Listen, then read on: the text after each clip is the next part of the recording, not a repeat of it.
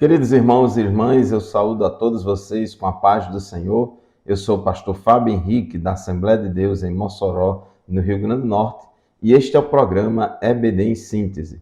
Este programa é de responsabilidade do Departamento de Ensino Bíblico da Assembleia de Deus em Mossoró, por meio da Superintendência Geral da Escola Bíblica Dominical. Estamos neste primeiro trimestre do ano de 2023, estudando lições bíblicas temáticas a respeito de avivamento. O avivamento é um movimento restauracionista, visa restaurar a vitalidade espiritual da igreja, conforme registrado nas Escrituras do Novo Testamento. E hoje nós vamos estudar a lição de número 9, lição que tem como título O Avivamento Pentecostal no Brasil.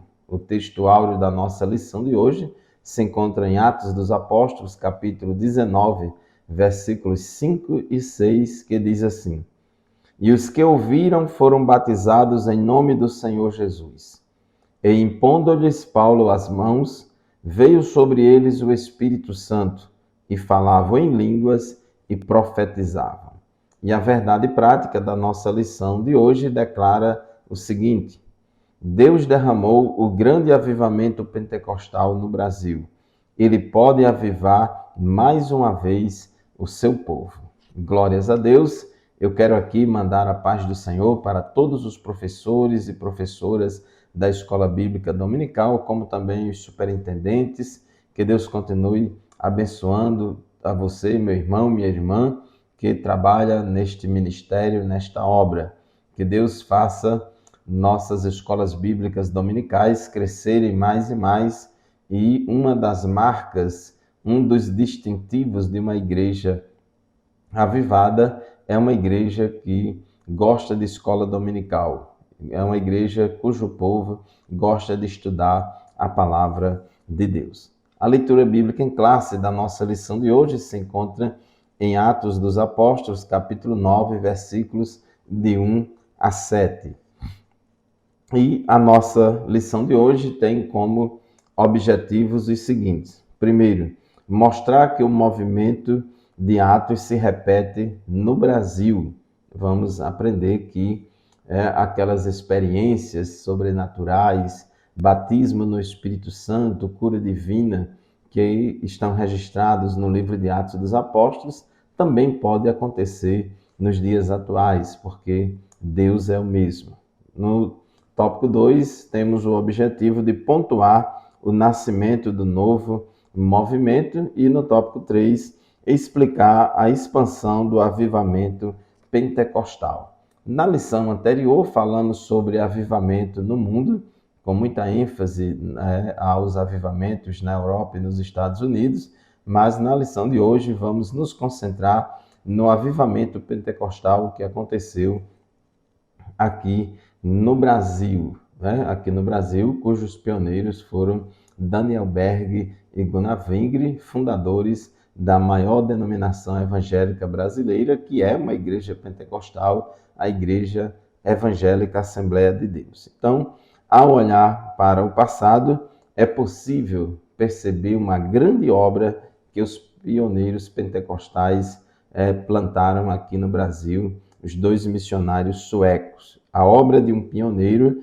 revela desprendimento pessoal para o bem de um projeto espiritual. Ao conhecer, ao ler a história de implantação da Assembleia de Deus no Brasil, de como Deus usou os missionários suecos para trazer para a terra brasileira a mensagem pentecostal, nós podemos ver que eles foram tremendamente usados por Deus para esta obra. A introdução da nossa lição diz assim: a chegada do movimento pentecostal ao Brasil mudou a realidade espiritual deste país de forma inquestionável e irreversível em termos de liturgia, proclamação do Evangelho, manifestação do poder de Deus com sinais, prodígios e maravilhas. Inclusive, hoje, a maior parte dos evangélicos brasileiros é formada de evangélicos pentecostais, tão grande é o crescimento das igrejas pentecostais. Daniel Berg e Gunnar Wingre chegaram em terras brasileiras em 1910. Eles não vieram para o Brasil para abrir uma nova igreja, formar uma nova denominação. Eles eram de origem batista, na Suécia, e depois foram morar nos Estados Unidos.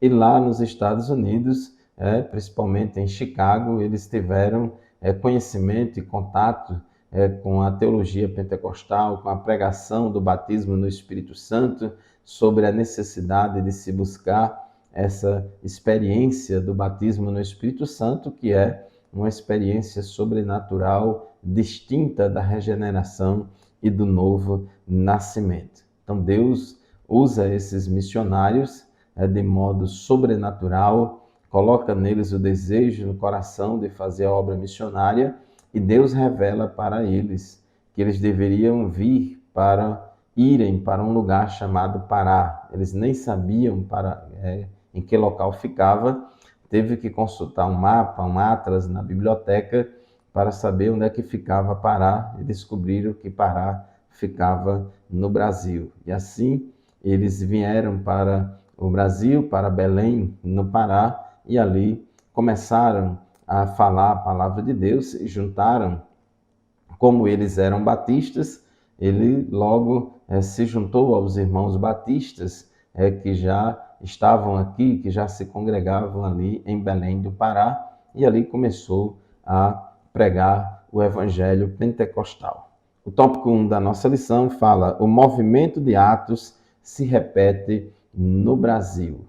Como um movimento restauracionista, nós cremos que Deus é o mesmo, da mesma forma como ele operou no passado, ele também opera no presente. E aqui, na leitura bíblica em classe, foi a situação lá de Éfeso.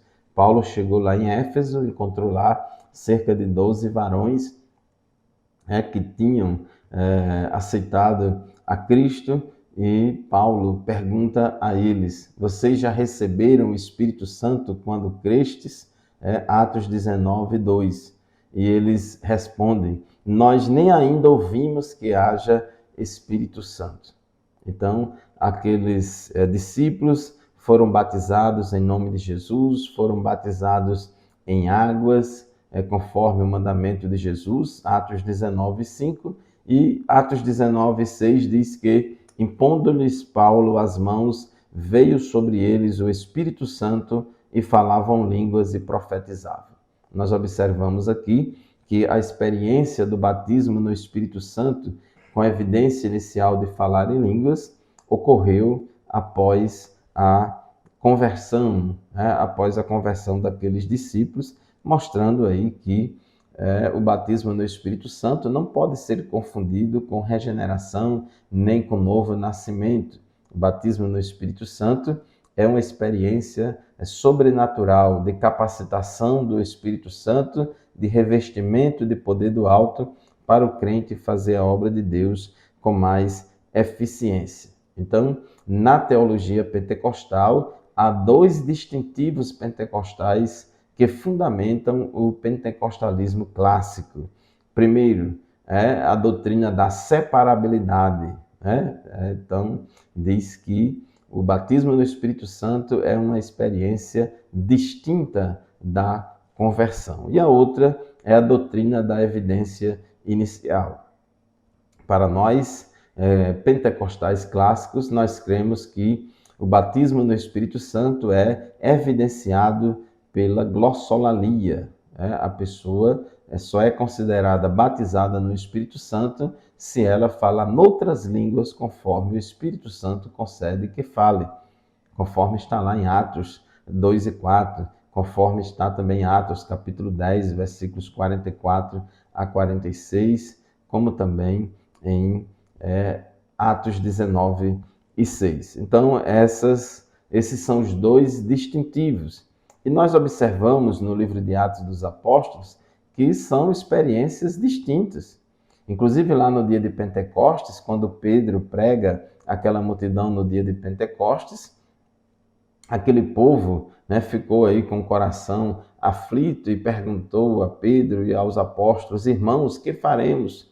Aí Pedro disse a eles: arrependam-se e cada um de vocês seja batizado em nome de Jesus Cristo para perdão dos seus pecados e receberão o dom do Espírito Santo. Observe que são duas coisas distintas. Primeiro, eles tinham que se arrepender dos seus pecados, serem batizados nas águas.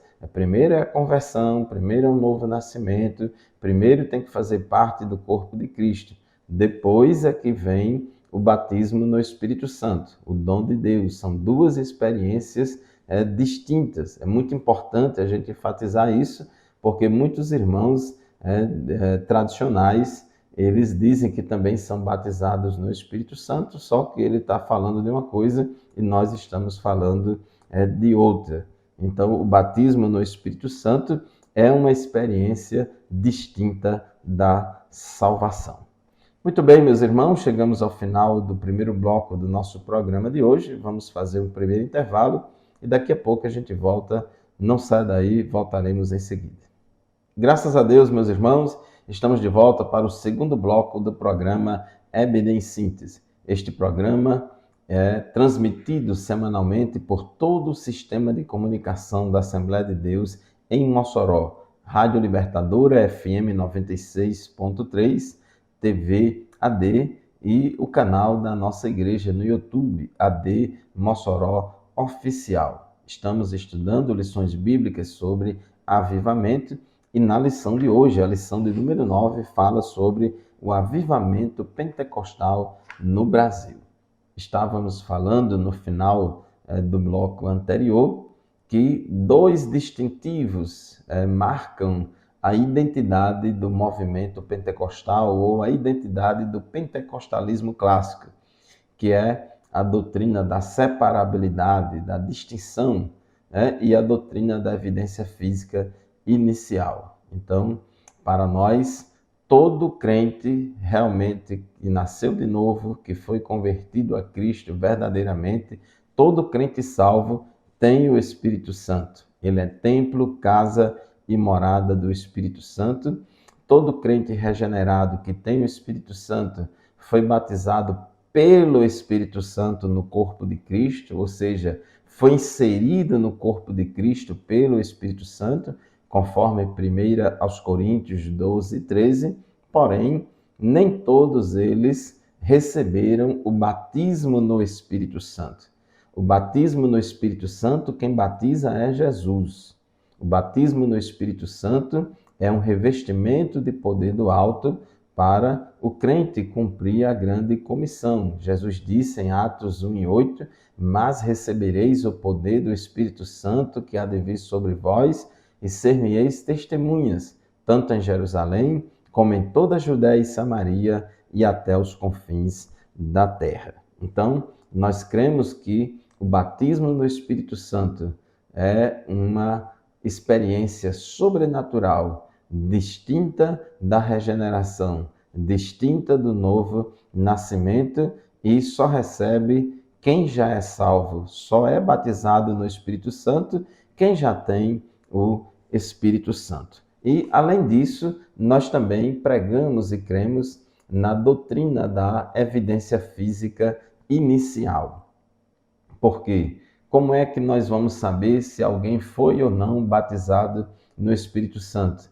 Por meio da glossolalia. Então, o livro de Atos dos Apóstolos nos dá muitas evidências para crermos que a glossolalia, as línguas estranhas, são a evidência física inicial, objetiva, a prova objetiva de que alguém foi batizado no Espírito Santo.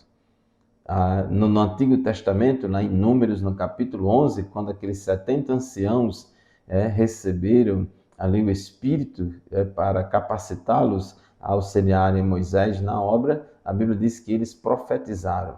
Eles foram usados pelo Espírito Santo para falarem de forma inspirada. E, da mesma forma, aqui no Novo Testamento, quando alguém é revestido de poder do alto, ele também fala em línguas estranhas pelo poder do Espírito Santo. Então, nós vemos que no dia de Pentecostes, os discípulos já eram crentes, já eram discípulos, já eram salvos, mas foram batizados no Espírito Santo no dia de Pentecostes, com a evidência da glossolalia. Nós vemos também em Atos 2, 37 a 39, que Pedro diz: primeiro vocês se arrependam, depois vocês serão batizados no Espírito Santo. Lá em Samaria, em Atos dos Apóstolos, capítulo 8, a gente observa que o evangelho chegou em Samaria, eles creram ali, já tinha vários discípulos, vários novos convertidos, e quando os apóstolos em Jerusalém tomaram conhecimento que a palavra de Deus tinha sido aceita lá em Samaria, já muitos cristãos já tinham surgido ali na cidade de Samaria, eles enviaram para lá Pedro e João. Inclusive, Atos 8,16 diz que aqueles discípulos de Samaria já tinham sido batizados em nome de Jesus, já tinham sido batizados nas águas. Então já tinham experimentado a regeneração, já tinham experimentado o novo nascimento, e ali Pedro e João impuseram as mãos sobre eles e eles foram batizados no Espírito Santo. Então é uma experiência distinta da salvação.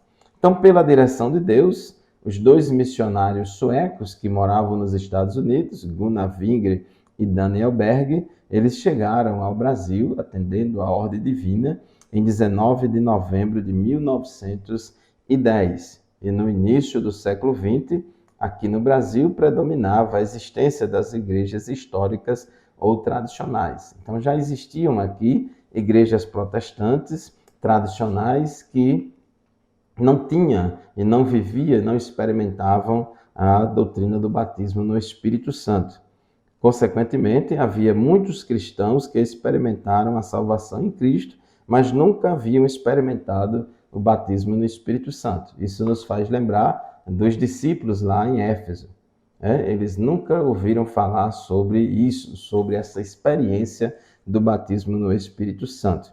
Então, as experiências gloriosas de Atos dos Apóstolos passariam a se repetir em terras brasileiras. Era possível ser um cristão com mais fervor espiritual. Os irmãos da Igreja Batista ali em Belém, que receberam amorosamente os missionários suecos em 1910, no final de 1910, eles eram crentes, eram pessoas salvas em Jesus, tinham o Espírito Santo, porém não tinham esse revestimento de poder do Espírito Santo para testemunhar de Jesus, conforme Lucas 24, 49, conforme Atos dos Apóstolos, capítulo 1, versículos 4, 5 e 8. Somente com a pregação dos missionários foi que eles tomaram conhecimento. O tópico 2 da nossa lição fala do nascimento de um novo movimento. E a pregação dos missionários que chegaram aqui no Brasil era uma pregação simples, fundamentada em 4 alicerces, em 4 verdades. Era uma pregação cristocêntrica, porque Jesus estava no centro e eles diziam: Jesus Cristo salva, Jesus Cristo cura, Jesus Cristo batiza no Espírito Santo e Jesus Cristo em breve virá para arrebatar a sua igreja. Então era uma mensagem cristocêntrica, é Jesus quem salva, é Jesus quem cura, é Jesus quem batiza no Espírito Santo e é Jesus quem virá para arrebatar a sua igreja. A pregação dos missionários Daniel Berg e Gunnar Wingre chamou a atenção das igrejas tradicionais, causando incômodo e preocupação. Eles não foram bem aceitos pelos pastores das igrejas históricas ali em Belém do Pará, porque achavam que os missionários estavam pregando uma heresia, estavam propagando uma experiência mística que não era de Deus, etc. Mas Deus começou a usar os missionários e eles oraram pelos irmãos e diz a história que houve o primeiro batismo no Espírito Santo em terras brasileiras, ali em Belém do Pará, com a irmã Celina Albuquerque. A irmã Celina Albuquerque recebeu o batismo no Espírito Santo e é considerada a primeira pessoa batizada no Espírito Santo aqui no Brasil. Outros irmãos se juntaram a ela e foram também batizados no Espírito Santo, mas infelizmente a direção da Igreja Batista ali em Belém, onde eles se congregavam, não recebeu bem essas experiências, não recebeu bem a doutrina pentecostal, não concordou com esse avivamento espiritual, e lá eles promoveram uma reunião e, como resultado dessa reunião, eles excluíram da igreja cerca de 19 irmãos que estavam crendo na doutrina pentecostal. E assim houve essa divisão na igreja, e os missionários Daniel Berg e Gunnar Wingre, juntamente com esses 18, 19 irmãos que saíram ali da igreja acompanhando eles fundaram uma outra igreja, a Missão de Fé Apostólica, que depois veio a ser chamada de Assembleia de Deus. Assim inicia uma história de perseguição que marcaria o movimento pentecostal no Brasil. O movimento pentecostal brasileiro sofreu perseguição não somente de pessoas descrentes, mas também de crentes tradicionais, de protestantes tradicionais que não aceitavam a doutrina pentecostal, não aceitavam a liturgia pentecostal, não aceitavam como de Deus as experiências sobrenaturais vividas pelos pentecostais. Então foi um crescimento e perseguição ao mesmo tempo. Diz aqui o comentarista no tópico 2.2 que as perseguições contra os pentecostais eram grandes. Elas se davam na esfera litúrgica, dentre outras. Então, tinha muitas perseguições em vários aspectos, de várias formas, mas, como diz o hino de Luís de Carvalho, o hino Obra Santa de Luís de Carvalho, diz: obra santa do Espírito, esta causa é do Senhor, como um vento impetuoso, como fogo abrasador. Ninguém detém obra santa, ninguém detém obra santa. Nem Satã, nem o mundo todo pode apagar esse ardor, ninguém detém obra santa, esta causa é do Senhor. Então, assim se espalhou o movimento pentecostal, assim cresceu a Assembleia de Deus, não somente em Belém do Pará, mas nas cidades vizinhas, outras cidades do estado do Pará, e começou a se espalhar por vários estados do Brasil. E hoje a Assembleia de Deus é a maior denominação evangélica do Brasil. Deus nos abençoou maravilhosamente. Meus irmãos, vamos fazer mais um intervalo no nosso programa EBD em Síntese de hoje. Daqui a pouco a gente volta. Não saia daí, continue conosco. Amém, estamos de volta com o terceiro bloco do programa EBD em Síntese, estudando nesta semana a lição de número 9 deste trimestre, lição que tem como título O Avivamento Pentecostal no Brasil. E nós já somos um movimento mais de que centenário, né? Já passou de 100 anos e nós louvamos a Deus que Deus tem feito maravilhas em nosso meio. A Assembleia de Deus Brasileira, antes de ser uma denominação religiosa, antes de ser uma organização religiosa com o CPF, etc., ela é um movimento do Espírito Santo. Foi através da obra do Espírito, usando os servos e as servas de Deus, que esta igreja cresceu e se espalhou por todo o país, por todo o Brasil. Então, surgiu a Assembleia de Deus Brasileira em 1911, ali em Belém do Pará, com aqueles irmãos, os 2 missionários suecos e mais 19 irmãos ali, começaram uma nova igreja e assim se espalhou por todo o território nacional. As perseguições foram muitas, as dificuldades foram muitas, perseguições não somente oriundas de pessoas descrentes, mas também perseguições oriundas dos crentes tradicionais, das igrejas históricas que não admitiam a doutrina e a experiência pentecostal. Mas enquanto isso, eles começaram a evangelizar.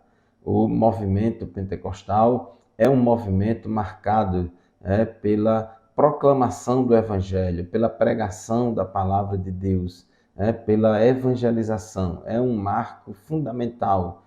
O crente pentecostal genuíno, a igreja pentecostal genuína, vive esse senso da urgência da pregação do evangelho, vive na expectativa da iminente volta de Jesus. Então, a igreja verdadeiramente pentecostal é uma igreja que evangeliza, que faz a obra de Deus e que experimenta o que está escrito em Marcos, no capítulo 16, versículo 17 em diante, que diz: "E estes sinais seguirão os que crerem.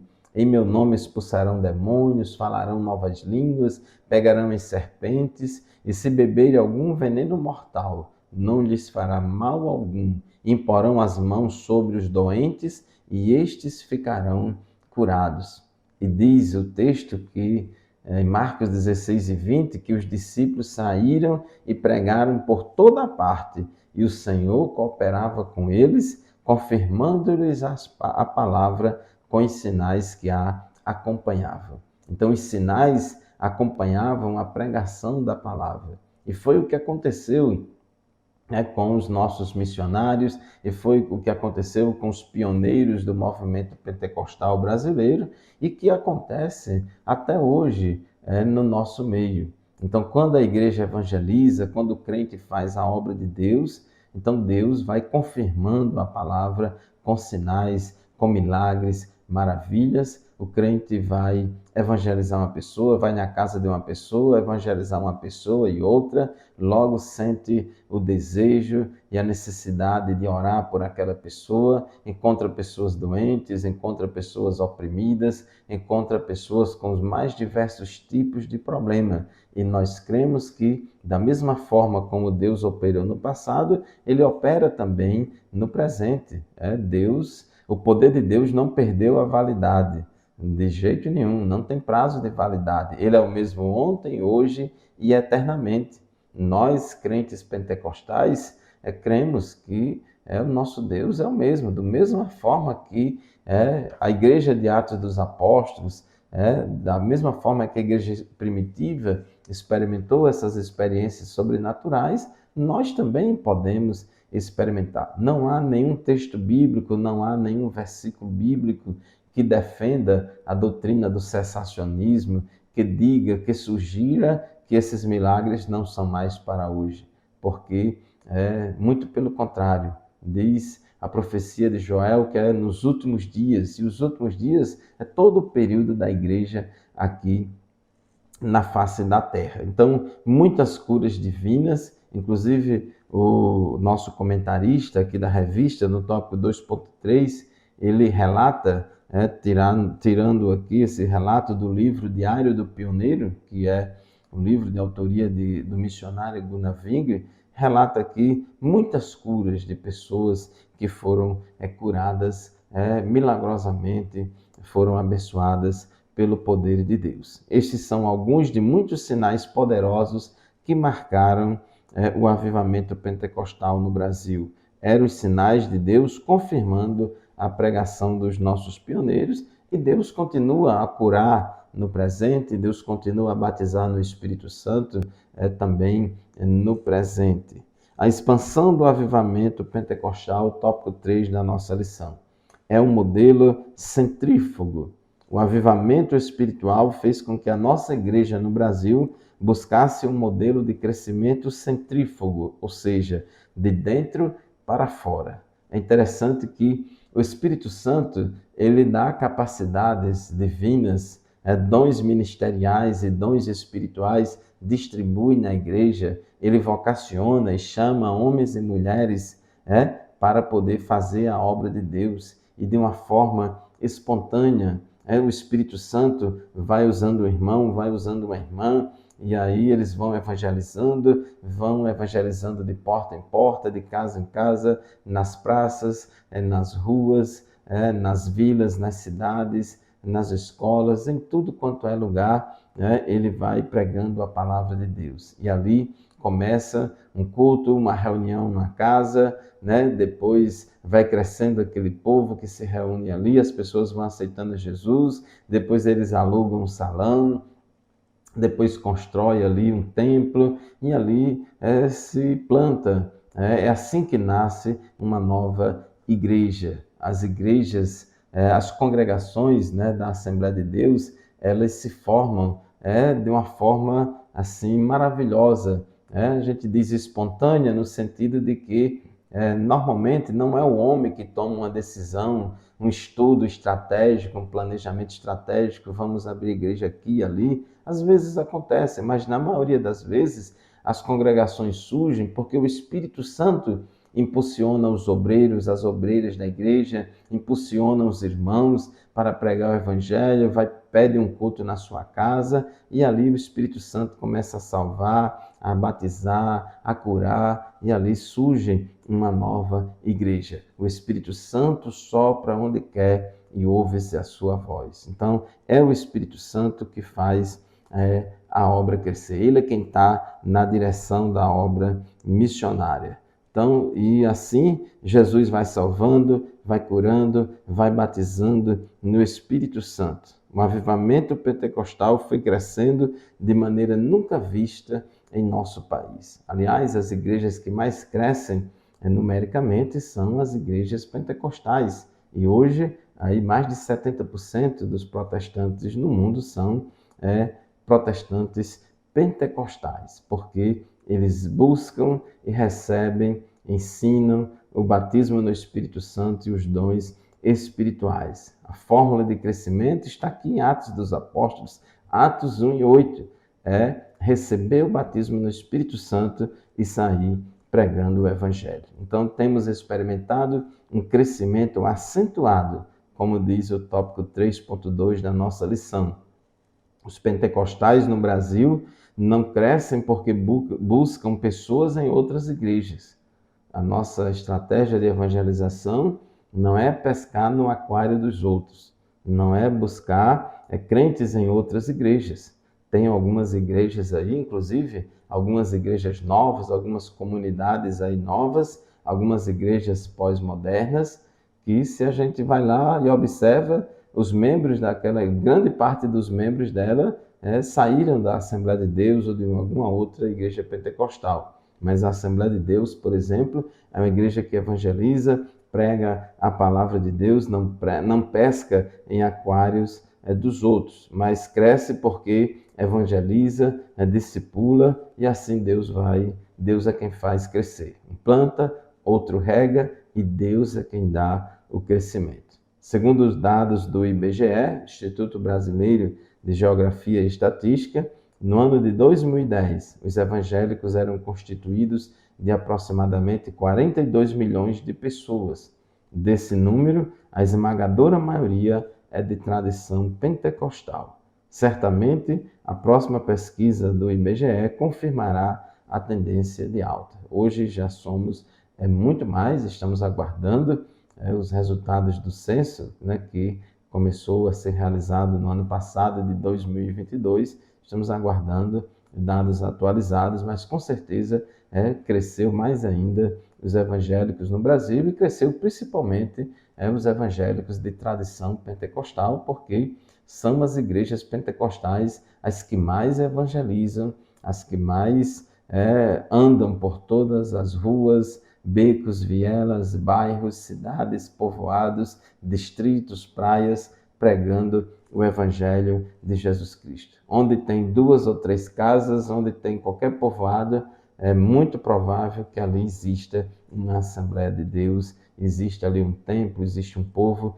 que adora e louva o nome de Jesus e que evangeliza aquela comunidade. Tudo isso foi fruto do poderoso avivamento pentecostal que Deus enviou para a nossa nação. Então, meu querido irmão, minha querida irmã, a história do movimento pentecostal no Brasil é uma história maravilhosa, de muitas lutas, de muitas dificuldades, porém, uma vitória, uma história de colheitas de muitos frutos para a glória de Deus. Concluindo o estudo da nossa lição de hoje, diz assim a conclusão da nossa lição. Antes do avivamento pentecostal em solo brasileiro, o que dominava o cenário religioso era o sistema de doutrina das igrejas históricas que não admitia o batismo no Espírito Santo com sinal evidente de falar em novas línguas, como também não admitia a atualidade dos dons espirituais. Essas manifestações espirituais, fundadas na palavra de Deus, são marcas do verdadeiro avivamento pentecostal no Brasil. É importante que se diga, nós pentecostais, nós falamos, temos experiências sobrenaturais, mas não colocamos a experiência acima da palavra de Deus. Muito pelo contrário, nós vivemos as experiências que a palavra de Deus mostra e nos incentiva a vivê-las. Nós cremos que assim como Deus operou no passado, Ele também opera no presente. Muito obrigado pela sua audiência, muito obrigado por nos acompanhar semanalmente no programa EBD em Síntese. A paz do Senhor para você e até o próximo programa, se Deus quiser.